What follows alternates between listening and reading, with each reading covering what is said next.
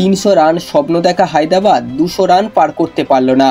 5 উইকেটে জিতে প্রতিশোধ নিলেন সঞ্জীব গোয়েঙ্কার দল। চলুন এই ভিডিওর মাধ্যমে লখনৌ বনাম হায়দ্রাবাদ ম্যাচের বিস্তারিত ফলাফল জেনে নেওয়া যাক। গতবারের আইপিএলে হায়দ্রাবাদের মাঠে সানরাইজার্সের কাছে 10 উইকেটে পরাজিত হয়েছিল লখনৌ। ম্যাচের পর মাঠেই তৎকালীন অধিনায়ক কেএল রাহুলকে বকাঝকা করেছিলেন লখনৌ মালিক সঞ্জীব গোয়েঙ্কা। সেই ঘটনার পরেই লগ্নের সঙ্গে রাহুলের বিচ্ছেদ পাকা হয়ে গিয়েছিল। ঠিক তাই হয়েছে মহানিলামে।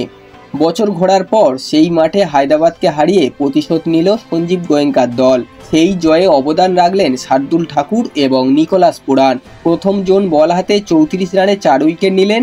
দ্বিতীয় জন 26 বলে 70 রান করে জয়ের ভিত গড়ে দিলেন। আগে ব্যাট করে হায়দ্রাবাদের তোলা 190 রানের স্কোর লখনৌ তুলে দেয় 23 বল বাকি থাকতে। অবশেষে 5 উইকেটে জিতল তারা। এই আইপিএলে এটাই তাদের প্রথম জয়। বৃহস্পতিবার টসে জিতে লখনৌ অধিনায়ক ঋষভ পান্ত আগে বল করার সিদ্ধান্ত নেওয়ায় অনেকে ভেবেছিলেন হায়দ্রাবাদ 300 রান তুলে ফেলবে। যে দল আগের ম্যাচে 286 তুলেছে, যে দলে ট্রাভিস হেড, অভিষেক শর্মা, ঈশান কিষানের মতো ব্যাটার রয়েছে, তাদের থেকে এমন আশা করা অন্যায় নয়। তবে 200 তুলতে পারেনি হায়দ্রাবাদ। এক কথায় লখনৌ সুপার জয়েন্টস দুর্দান্ত পারফরমেন্স করেছেন।